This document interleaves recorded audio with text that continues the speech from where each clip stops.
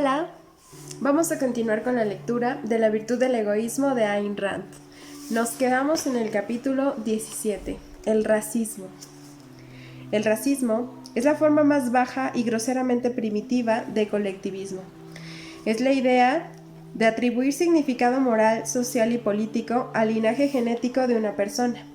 La noción de que los rasgos intelectuales y caracterológicos de un hombre son producidos y transmitidos por la química interna de su cuerpo. Esto significa, en la práctica, que un hombre no debe ser juzgado por su carácter y sus acciones, sino por el carácter y las acciones de un colectivo de sus antepasados.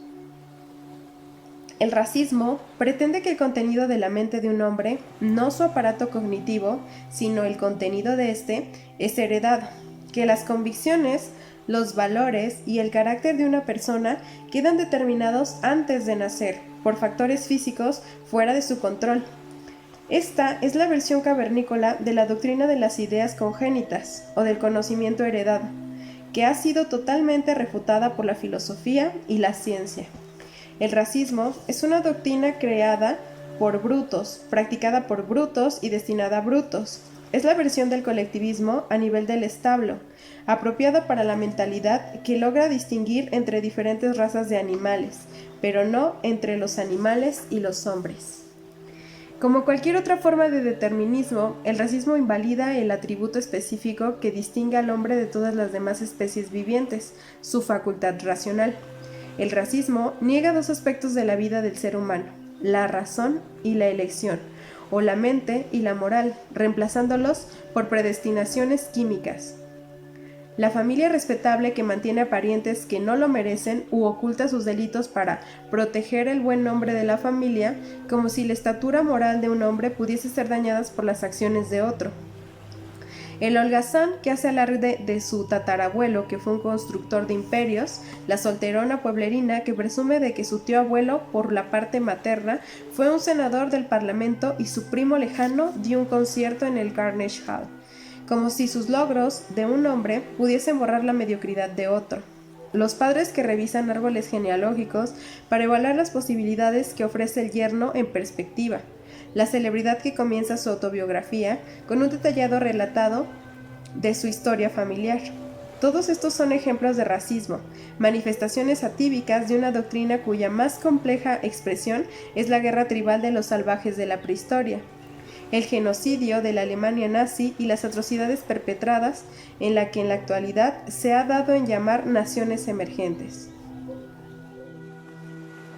La teoría que sostiene como criterio intelectual y moral la nobleza de la sangre no puede llevar a otra cosa en la práctica que al derramamiento de sangre.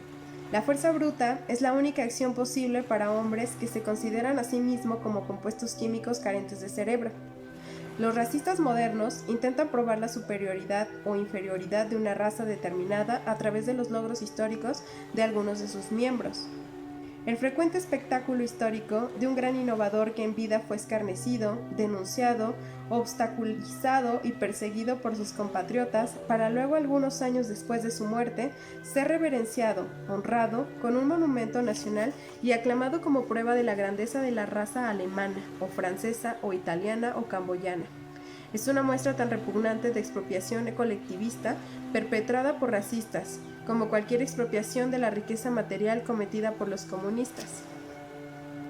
Así como no existe una mente colectiva o racial, tampoco existen logros colectivos o raciales. Solo existen mentes individuales y logros individuales, y una cultura no es el producto anónimo de masas homogéneas, sino la suma de los logros intelectuales de hombres individuales. Aun si estuviese probado, y no lo está, que la proporción de hombres de capacidad mental potencialmente superior es mayor entre los miembros de ciertas razas que entre los de otras, eso no nos indicaría nada sobre un individuo dado, y debería descartarse cuando nos formamos un juicio sobre él. Un genio es un genio, sea cual fuere la cantidad de imbéciles que pertenezcan a la misma raza, y un imbécil es un imbécil independientemente de la cantidad de genios que tienen el mismo origen racial. Es difícil decir cuál de estas dos injusticias es más atroz: la afirmación de los racistas sureños norteamericanos de que un genio negro debería ser tratado como un inferior porque su raza produjo algunos brutos, o la pretensión de un bruto germano que se considera superior porque su raza produjo a Goethe, Schiller y Brahms. Por supuesto, no son aseveraciones diferentes, sino dos aplicaciones de la misma premisa básica. La cuestión de que si se alega la superioridad o inferioridad de una raza determinada carece de importancia. El racismo tiene una sola raíz psicológica, el sentido de racista de su propia inferioridad. Como cualquier otra forma de colectivismo, el racismo es una búsqueda de lo inmerecido, es una búsqueda del conocimiento automático, de una evaluación automática del carácter humano, que intenta dejar de lado la responsabilidad de ejercer un juicio racional y moral. Por sobre todas las cosas, es una búsqueda de autoestima, automática o pseudo-autoestima.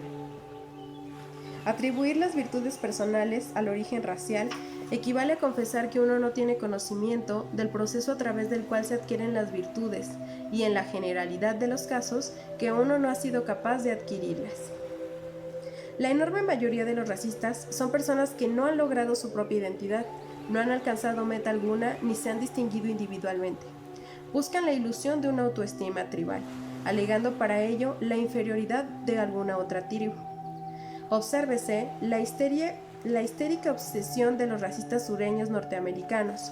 Obsérvese también que el racismo es mucho más notorio entre las personas de inteligencia mediocre que entre los mejores dotados, intelectualmente. Históricamente, el racismo creció y decayó siempre en forma paralela al crecimiento y la caída del colectivismo. Este sostiene que el individuo no tiene derechos, que su vida y su trabajo pertenecen al grupo, a la sociedad, a la tribu, al Estado, a la nación, y que el grupo tiene derecho a sacrificarlo a su arbitrio en beneficio de sus intereses. La única manera de implementar una doctrina de esa naturaleza es por medio de la fuerza bruta. Por lo tanto, el estatismo ha sido siempre el corolario político del colectivismo. El Estado absoluto no es más que una forma institucionalizada del pandillaje político, sea cual fuere la banda que se adueña del poder, dado que no existe justificación racional alguna para que tales grupos detenten el mando.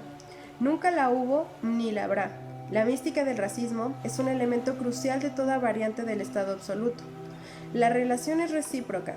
El estatismo surge de la guerra tribal prehistórica, de la noción de que los miembros de una tribu son presa natural para los miembros de otra, y establece sus propias subcategorías internas de racismo, un sistema de castas determinadas por el nacimiento de un hombre, al igual que los títulos de nobleza heredados o la servidumbre heredada.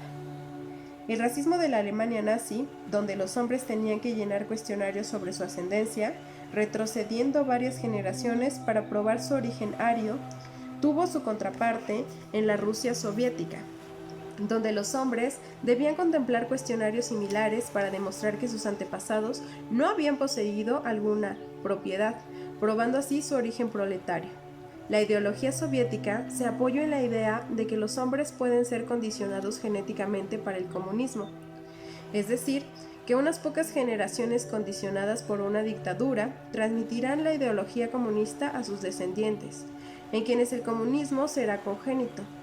La persecución de las minorías raciales en la Rusia soviética, de acuerdo con el origen racial o el capricho de algún comisionario, es una cuestión de expediente. El antisemitismo prevalece particularmente solo que a las masacres organizadas de judíos se les denomina purgas políticas. Existe un solo antídoto para el racismo, la filosofía del individualismo, y su corolario político-económico, el capitalismo de laissez-faire. El individualismo considera al hombre, a todo hombre, como una entidad independiente, soberana, que posee un derecho inalienable a su propia vida, derecho que se deriva de su naturaleza como ser racional. Sostiene que una sociedad civilizada o cualquier forma de asociación, cooperación y coexistencia pacífica entre los hombres puede lograrse únicamente sobre la base del reconocimiento de los derechos de cada individuo, y que un grupo, como tal, no tiene más derechos que los derechos individuales de sus miembros. No son los antepasados, los familiares, los genes o la química del organismo de un hombre lo que cuenta en un mercado libre, sino solo un atributo humano. La capacidad de producir. El capitalismo juzga a un hombre por su capacidad y ambición individuales y lo premia de acuerdo con ellas. Ningún sistema político puede establecer la racionalidad universal por la ley o por la fuerza, pero el capitalismo es el único sistema que funciona de manera tal que premia la racionalidad y castiga todas las formas de irracionalidad, incluso el racismo. Hasta ahora no ha existido en ningún lugar en el sistema capitalista totalmente libre, pero lo que es enormemente significativo es la correlación existente entre el racismo y los controles políticos de la economía semiliberal del siglo XIX. Las persecuciones raciales y o religiosas de las minorías mantuvieron una relación inversa con el grado de libertad existente de un país. El racismo fue mayor en las economías más controladas, tales como Rusia y Alemania, y más débil en Inglaterra, que era entonces el país más libre de Europa. El capitalismo impulsó a la humanidad a dar sus primeros pasos hacia la libertad y hacia una forma de vida racional. El capitalismo atravesó las barreras nacionales y raciales por medio del libre intercambio. El capitalismo abolió la servidumbre y la esclavitud en todos los países civilizados del mundo. Fue el norte capitalista el que puso fin a la esclavitud en el sur, a grado feudal de los Estados Unidos de América. Tal fue la tendencia de la humanidad durante el breve periodo de unos 150 años. No es necesario recapitular los espectaculares resultados y logros de tal tendencia, que fue revertida por el auge del colectivismo. Cuando los hombres comenzaron nuevamente a ser adoctrinados en la idea de que el individuo no posee derechos, que la supremacía, la autoridad moral y el poder sin límites pertenecen al grupo y que aquel no tiene significado alguno fuera de su grupo, la inevitable consecuencia fue que los hombres comenzaron a inclinarse hacia un grupo u otro en busca de protección, en medio de azoramiento y el terror subconsciente. La colectividad a la que es más sencillo unirse, la más fácil de identificar, sobre todo para personas de inteligencia limitada. La que menos exige en cuanto a pertenencia o unión es la raza. De este modo, los teóricos del colectivismo, los humanitarios, defensores de un Estado absoluto benévolo, dieron origen al Renacimiento y al renovado virulento crecimiento del racismo en el siglo XX. En su gran época capitalista, Estados Unidos fue el país más libre de la Tierra, así como la mejor refutación de las teorías racistas. Hombres de todas las razas acudieron, algunos desde países ignotos, culturalmente mediocres, y alcanzaron logros de capacidad productiva que jamás hubiesen visto la luz en sus países nativos. Rigurosamente controlados. Hombres de diferentes grupos raciales que durante siglos se habían enfrentado en luchas sangrientas aprendieron a convivir en armonía y cooperación pacífica. Se ha dicho, y es absolutamente cierto, que los Estados Unidos de América son un crisol de razas, pero pocas personas se dieron cuenta de que en este país no se fundía a los hombres en la gris uniformidad de lo colectivo, sino que se los unía por medio de la protección del derecho de cada uno a su individualidad. En los Estados Unidos, las mayores víctimas de los prejuicios raciales fueron los negros. El problema se había originado y se perpetuaba en el sur no capitalista, aunque no quedó confinado dentro de sus fronteras. La persecución de los negros en el sur fue y es verdaderamente ignominiosa. En el resto del país, mientras los hombres fueron libres, aún ese problema cedía lentamente a impulsos de la Ilustración y de los propios intereses económicos de los hombres blancos. Hoy en día, el problema se agrava, y lo mismo sucede con otra forma de racismo. El país se ha tornado consciente de la raza de un modo que recuerda las épocas más oscuras de los países más atrasados de Europa del siglo XIX. La causa es la misma, el crecimiento del colectivismo y del estatismo.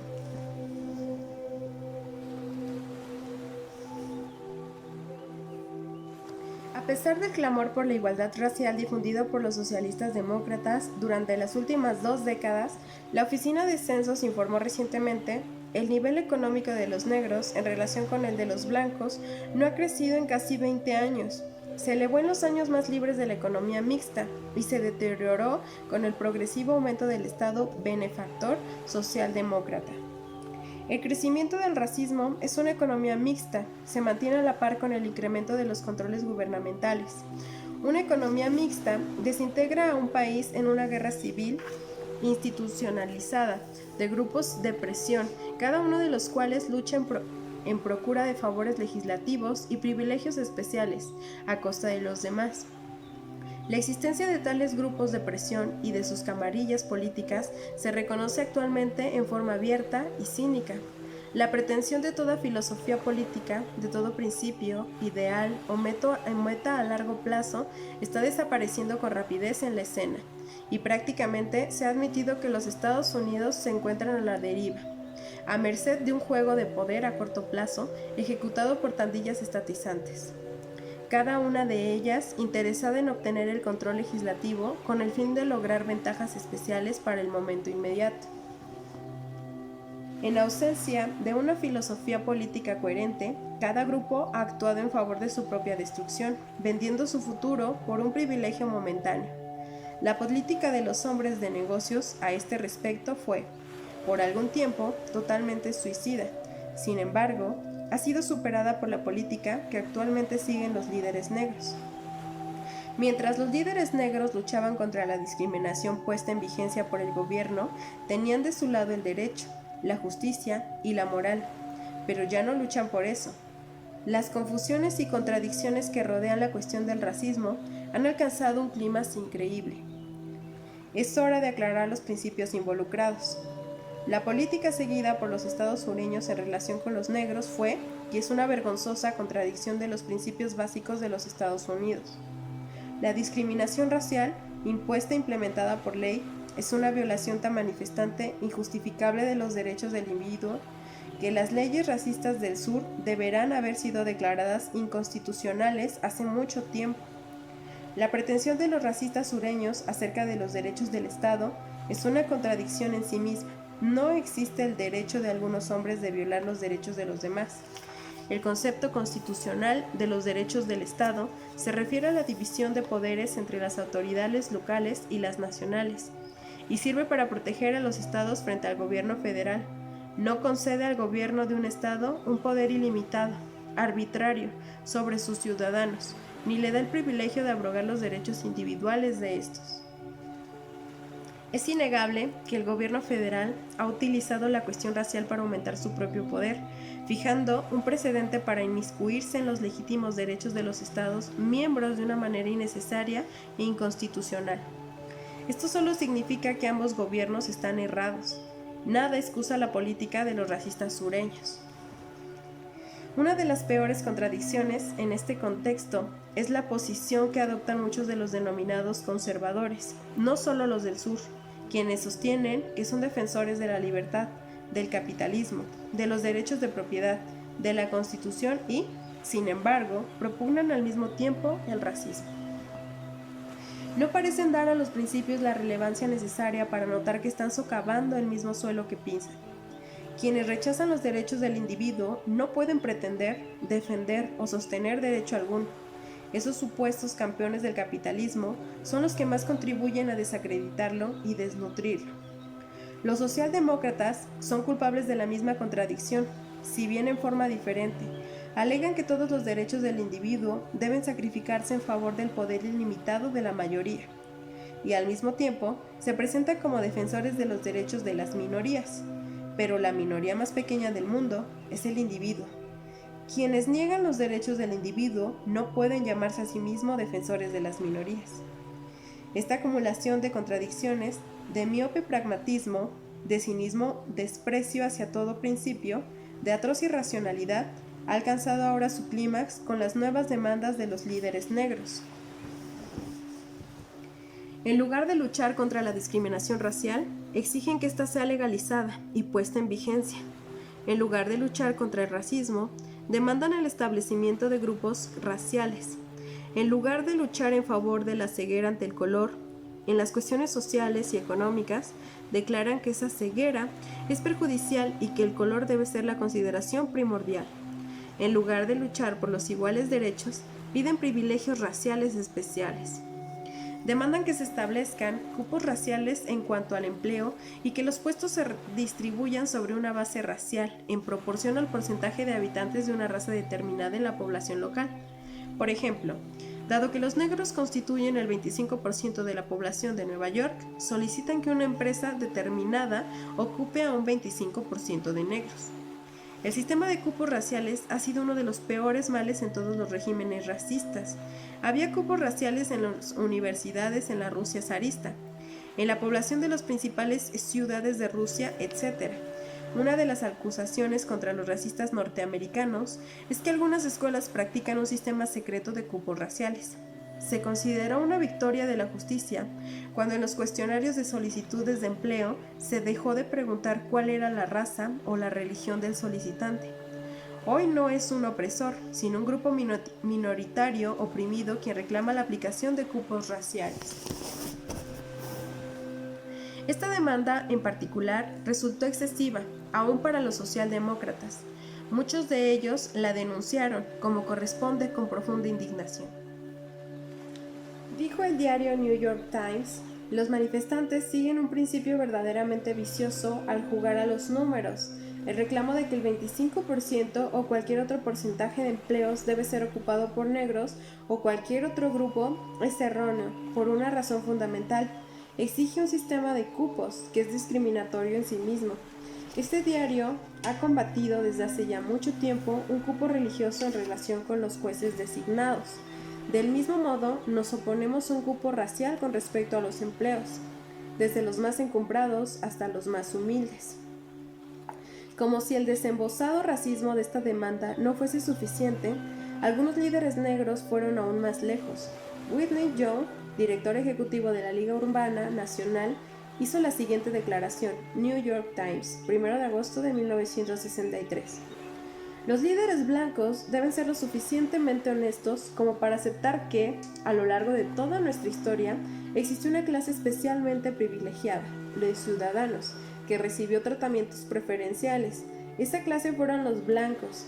Ahora, nosotros decimos, cuando dos hombres, uno negro y el otro blanco, se encuentran igualmente calificados para un empleo, se debe contratar al negro. Considérese las implicancias de tal declaración. No solo demanda privilegios especiales sobre la base del origen racial, sino que exige que el hombre blanco sea castigado por los pecados cometidos por sus antepasados. Demanda que se rehace a un trabajador blanco porque su abuelo pudo haber practicado la discriminación racial, aunque quizás no la practicó, o tal vez ni siquiera vivió en los Estados Unidos, pero como estas cuestiones no se toman en consideración, significa que ese trabajador blanco es acusado de una culpa racial colectiva, culpa que consiste meramente en el color de su piel. Ahora bien, ese es el principio por el que se rige el peor sureño racista, que carga a todos los negros con la culpa racial colectiva por cualquier crimen cometido por un individuo negro, que los trata a todos como inferiores basándose en el hecho de que sus antecesores fueron salvajes.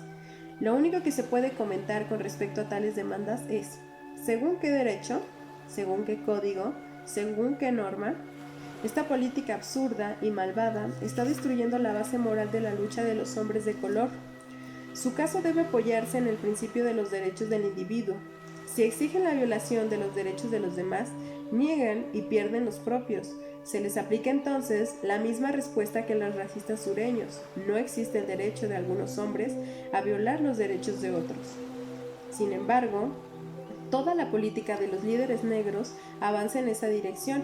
Por ejemplo, el reclamo de cupos raciales en las escuelas con la propuesta de que se obligue a cientos de niños blancos y negros a concurrir a escuelas situadas en barrios distantes con el fin de lograr un equilibrio racial.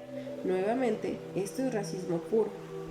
Como lo han señalado quienes se oponen a tal demanda, asignar a los niños a ciertas escuelas en razón de su raza es igualmente perverso tanto si se hace con fines de integración como de segregación, y la sola idea de utilizar a los niños como peones de ajedrez en un juego político debería indignar a todos los padres de cualquier raza, credo o color. El proyecto de ley de derechos civiles presentado al Congreso es otro ejemplo de una grosera violación de los derechos del individuo. Es correcto prohibir toda discriminación en oficinas y establecimientos gubernamentales. El gobierno no tiene derecho a discriminar a ningún ciudadano.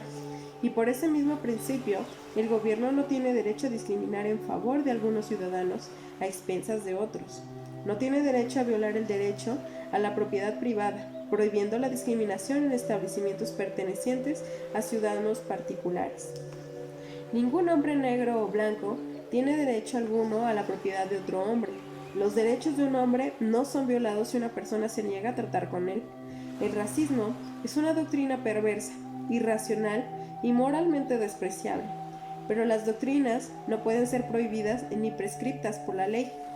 Así como debemos defender el derecho de un comunista a la libre expresión, aunque su doctrina es perjudicial, también debemos proteger el derecho de un racista a usar y disponer de su propiedad. El racismo privado no es una cuestión legal, sino moral, y solo puede ser combatido por medios privados tales como el boicot económico o el ostracismo social. Está de más decir que la aprobación de este proyecto de los derechos civiles será la peor violación de los derechos de propiedad en lamentable registro de la historia norteamericana en lo que a tal cuestión se refiere. Es una irónica demostración de la irracionalidad de una filosofía que raya en la locura y por consiguiente de la tendencia suicida de nuestra época. El hecho de que los hombres que más urgentemente necesitan la protección de los derechos del individuo, los negros, estén ahora a la vanguardia en lo que respecta a la destrucción de tales derechos, cabe una palabra de advertencia. No hay que convertirse en víctimas de los mismos racistas sucumbiendo al racismo. No se debe acusar a todos los negros de la abominable irracionalidad de algunos de sus líderes. Ningún grupo posee hoy en día un liderazgo intelectual adecuado, ni representación adecuada alguna. Para concluir, citaré un editorial asombroso aparecido en el New York Times el 4 de agosto de 1963. Asombroso porque ideas de tal naturaleza no son típicas de nuestra época. El problema no consiste en plantearse si un grupo reconocible por su color, rasgos o cultura tiene derechos como grupo. No, lo que hay que plantearse es si cualquier individuo norteamericano, cualesquiera que sean sus color, rasgos o cultura, es privado de sus derechos como norteamericano. Si el individuo tiene todos los derechos y privilegios que le son propios de acuerdo con la ley y la Constitución, no necesitamos preocuparnos por grupos o masas. Estos, de hecho, no existen, excepto como figuras retóricas. Septiembre de 1963. Capítulo 18. El individualismo falsificado. Nathaniel Branden. La teoría del individualismo es un componente esencial de la filosofía objetivista.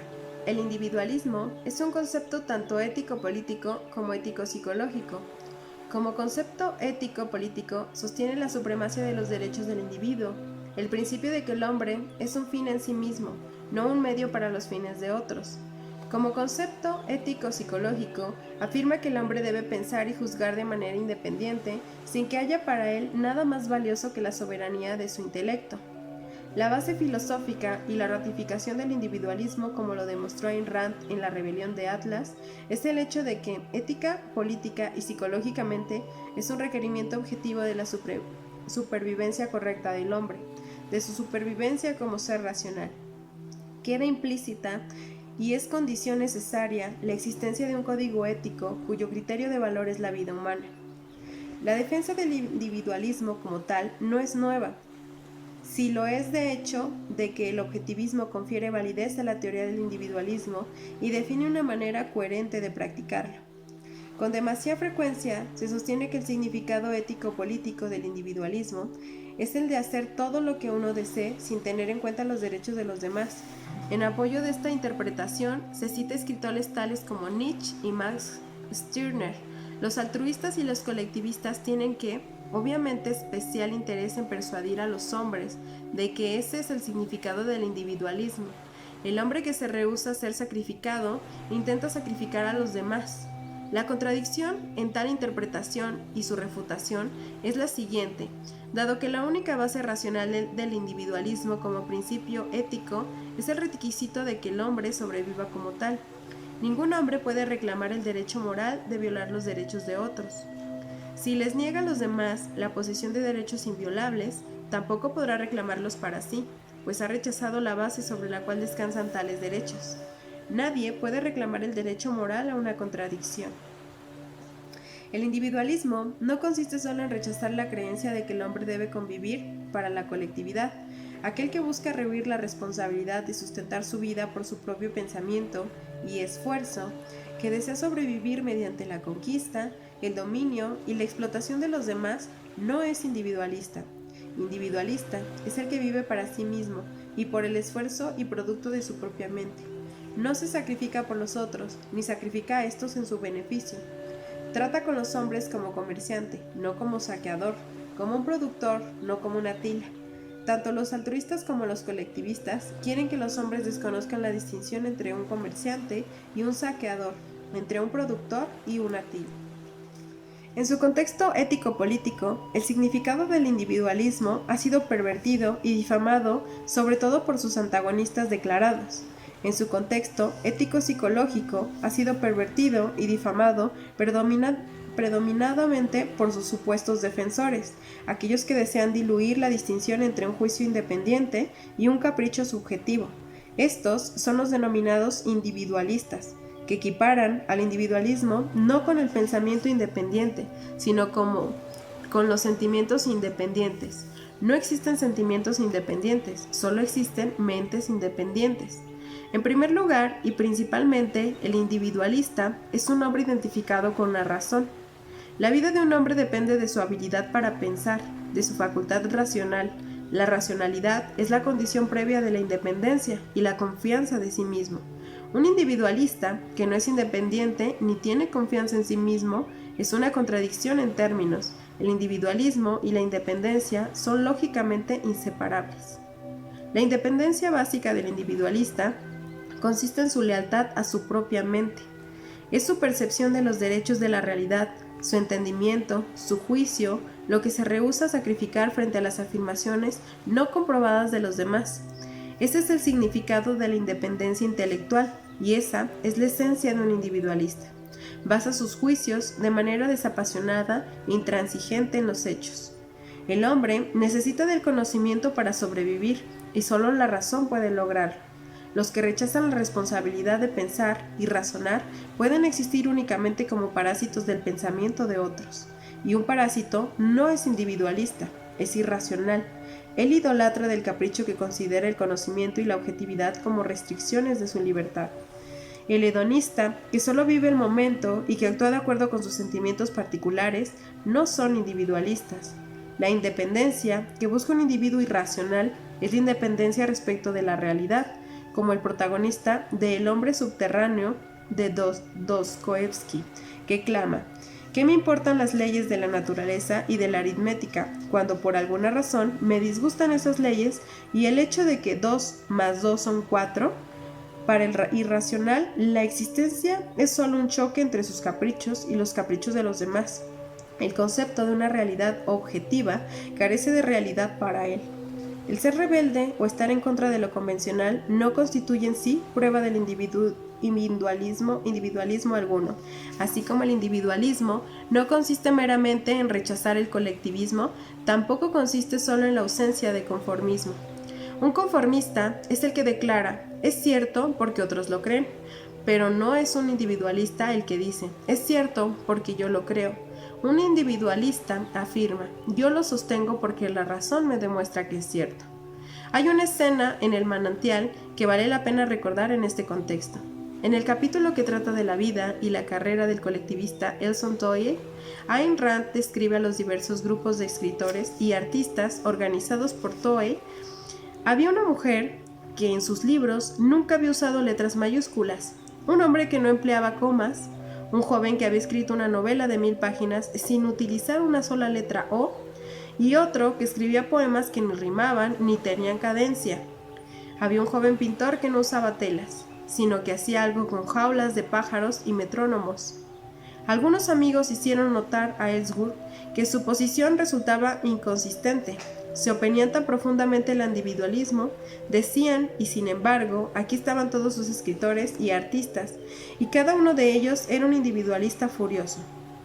¿Realmente lo creen ustedes así?, preguntó Towe, con una sonrisa socarrona. Lo que Towe sabía, y lo que deben entender los que estudian el objetivismo, es que tales subjetivistas, en su rebelión contra la tiranía de la realidad, son menos independientes y más abyectamente parasitarios que el más vulgar Babbitt, a quien dice despreciar. No originan ni crean nada, son profundamente desinteresados y se esfuerzan por llenar el vacío del ego que no poseen mediante la única forma de autoafirmación que conocen, el desafío por el desafío mismo, la irracionalidad por la irracionalidad misma, la destrucción por la destrucción misma, los caprichos por los caprichos mismos. Es poco probable que se acuse a un psicópata de ser conformista, pero ni el psicópata ni el subjetivista son exponentes del individualismo. Obsérvese el común denominador en los intentos de corromper el significado del individualismo como concepto ético-político y como concepto ético-psicológico. El intento de divorciar al individualismo de la razón, pero solo en el contexto de la razón y de las necesidades del hombre como ser racional, se pueden justificar el principio del individualismo. Separada de este contexto, toda defensa del individualismo se vuelve tan arbitraria e irracional como la defensa del colectivismo. Esta es la base de la oposición total del objetivismo a cualquier presunto individualista, que intente igualar al individualismo con el subjetivismo, y esta es la base del repudio total del objetivismo a todo supuesto objetivista, que se permita creer que algún compromiso, punto de contacto o conciliación es posible entre el objetivismo y ese individualismo falsificado que consiste en declarar: es correcto porque yo lo siento, o es bueno porque yo lo quiero, o es cierto porque yo lo creo. Abril de 1962. Capítulo 19. La intimidación como argumento. Existe cierto tipo de argumento que, de hecho, no es tal sino una forma de anticipar el debate y extorsionar al contrincante para que acuerde con las propias opiniones sin discutirlas.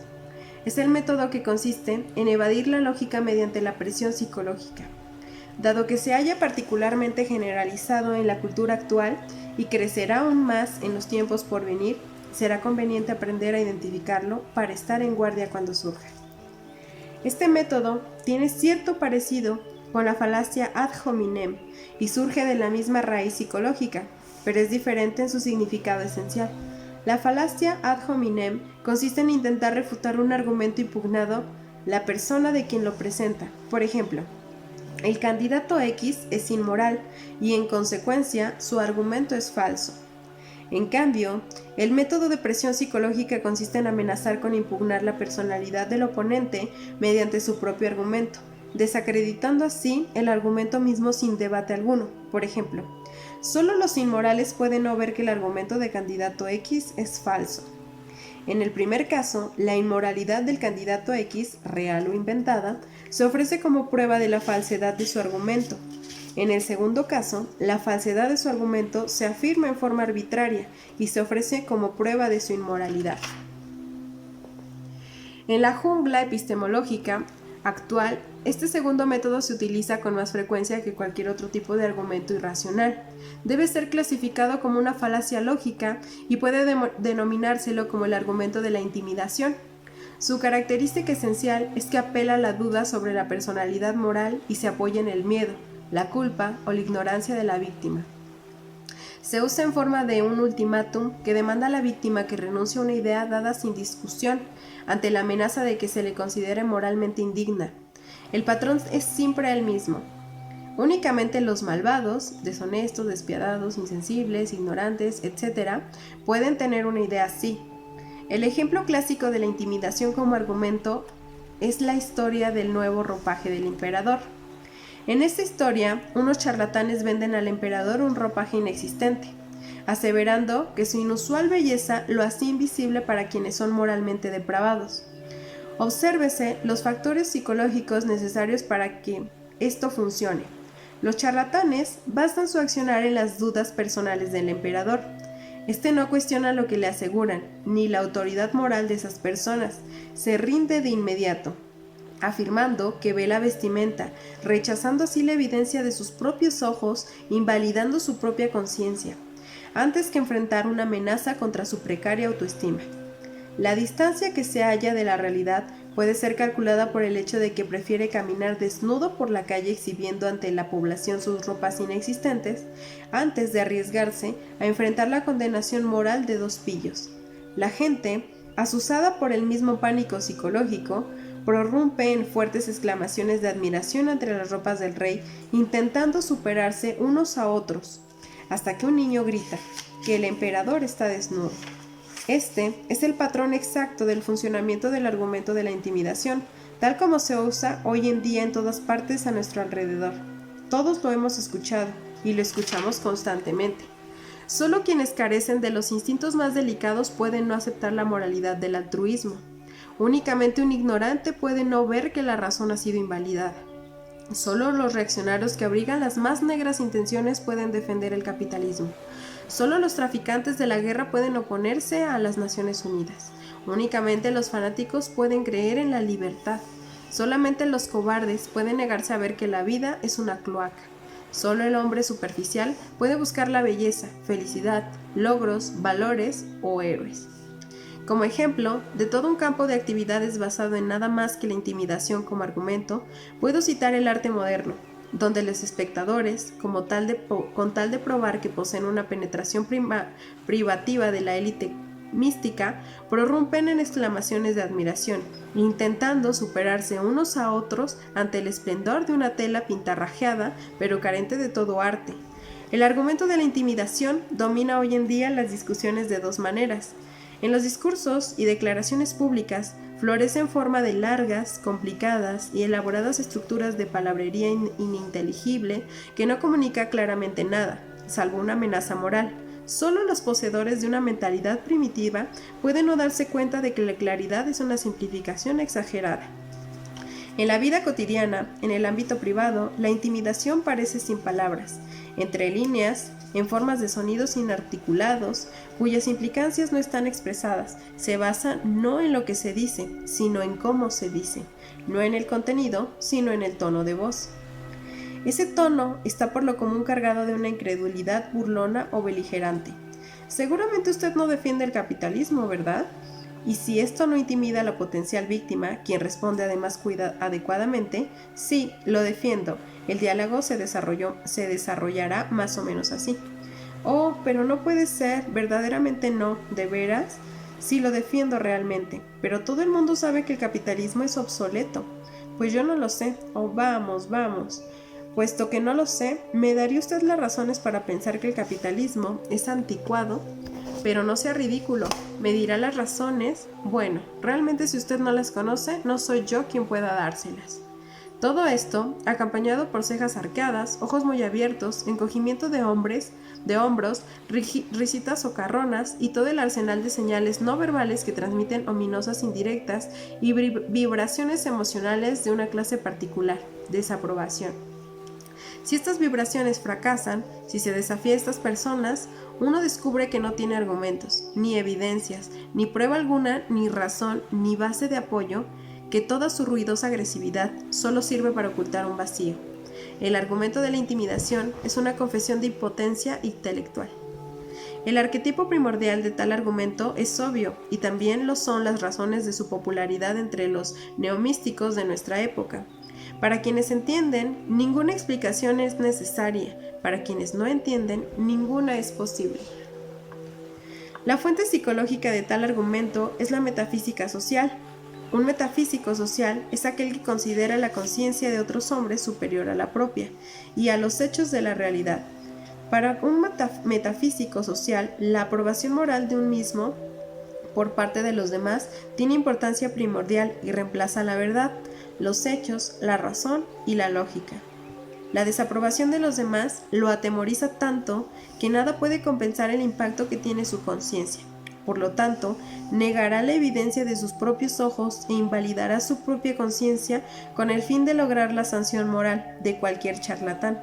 Solo un metafísico social puede concebir un absoluto tal como el de ganar un argumento intelectual insinuando, pero a la gente no le va a gustar lo que usted dice.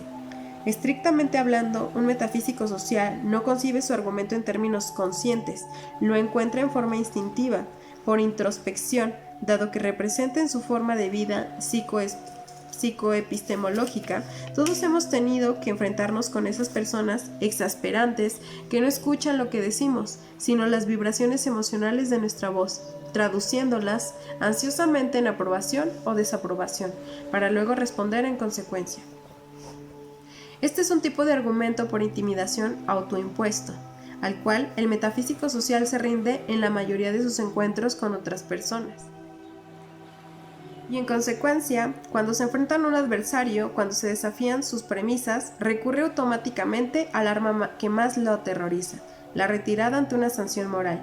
Dado que las personas psicológicamente sanas desconocen este tipo de terror, el argumento de la intimidación puede tomarlas por sorpresa, justamente a causa de su inocencia, incapaces de comprender el motivo de tal argumento o de darse cuenta de que se trata simplemente de una baladronada sin sentido. Dan por supuesto que quien lo usa posee algún tipo de conocimiento o razón que respalda sus beligerantes y confiadas afirmaciones. Le otorgan el beneficio de la duda y quedan sumidas en un estado de confusión. De esta manera, el metafísico social puede engañar a los jóvenes, los inocentes, los que tienen conciencia. Estas situaciones son particularmente comunes en las aulas universitarias. Muchos profesores utilizan la intimidación como argumento para paralizar el proceso de pensamiento independiente entre los estudiantes, para evadir preguntas que no puede contestar, para desalentar todo análisis crítico que quiera hacerse de sus arbitrarias hipótesis o cualquier intento de desviación del statu quo intelectual. Aristóteles, mi estimado amigo, si usted hubiese leído el artículo del profesor Steve King en la edición de enero de 1912 de la revista Intelecto, lo cual usted evidentemente no hizo, lo sabría, que las palabras de Aristóteles han sido refutadas. El profesor X la X representa el nombre de un distinguido teórico que defiende el sistema económico de la libre empresa. ¿Usted se refiere al profesor X? Oh, no puede ser cierto. A esto sigue una sarcástica risita que tiene la intención de implicar que el profesor X ha sido totalmente desacreditado. ¿Por quién? Silencio. No se dice ni se sabe. Tales profesores cuentan a menudo con la ayuda del grupo de alumnos socialdemócratas, quienes prorrumpen en carcajadas en los momentos adecuados. En la vida política de los Estados Unidos, el argumento de la intimidación es el método prácticamente exclusivo de discusión. Los debates políticos actuales consisten, de modo predominante, en difamaciones y disculpas, o sea, una actitud intimidatoria y una actitud conciliadora. La primera suele ser utilizada, si bien no exclusivamente, por los socialdemócratas, la segunda por los conservadores. Al respecto, los campeones son los republicanos socialdemócratas, quienes practican ambas actitudes. La primera, para con sus correligionarios republicanos conservadores, y la segunda, para con los demócratas. Todas las calumnias son argumentos intimidatorios, consisten en afirmaciones injuriosas sin evidencias ni pruebas, ofrecidas como sustituto de toda evidencia o prueba, cuya finalidad es aprovechar la cobardía moral o la irreflexiva credulidad de los oyentes.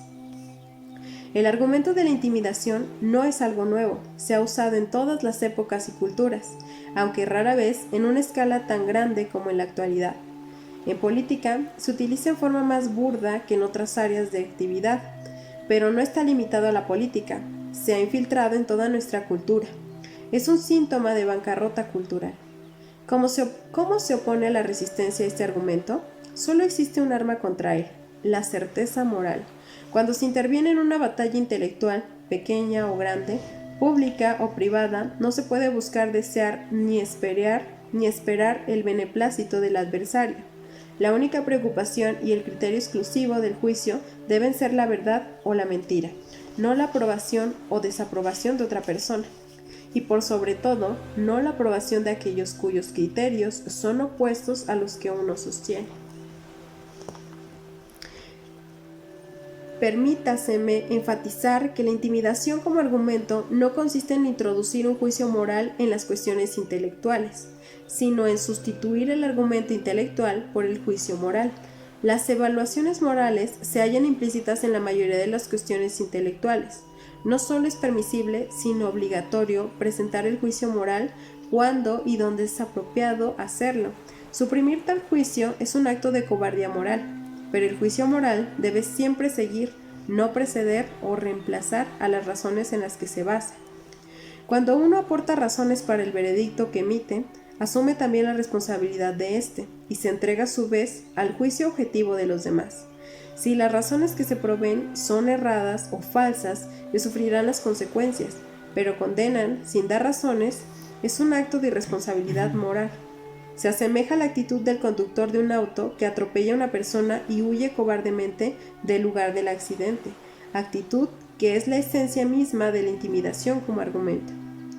Obsérvese que los hombres que utilizan esa forma de argumentar son aquellos que temen un ataque moral razonando mucho más que cualquier otro tipo de enfrentamiento, y cuando encuentran un adversario moralmente seguro, son los que más alzan la voz para protestar declarando que la moralización se debe mantener fuera de las discusiones intelectuales. Discutir sobre el mal de manera que implique neutralidad equivale a probarlo. El argumento de la intimidación es ilustrativo de por qué es importante estar seguro de las propias premisas y del fundamento moral personal. Ejemplifica el tipo de trampa intelectual que espera quienes se aventuran a discutir sin poseer un conjunto de convicciones completo, claro y coherente, totalmente integrado hasta sus mismos fundamentos, a aquellos que temerariamente se lanzan a la batalla, armados, solo con algunas nociones casuales que flotan en la niebla de lo desconocido, lo no identificado, lo indefinido, lo no aprobado, sostenidos nada más que por sus sentimientos, esperanzas y miedos. El argumento de la intimidación es un némesis que descarga su cólera sobre ellos. En las cuestiones morales e intelectuales no basta con estar en lo cierto, es preciso saber que uno está en lo cierto.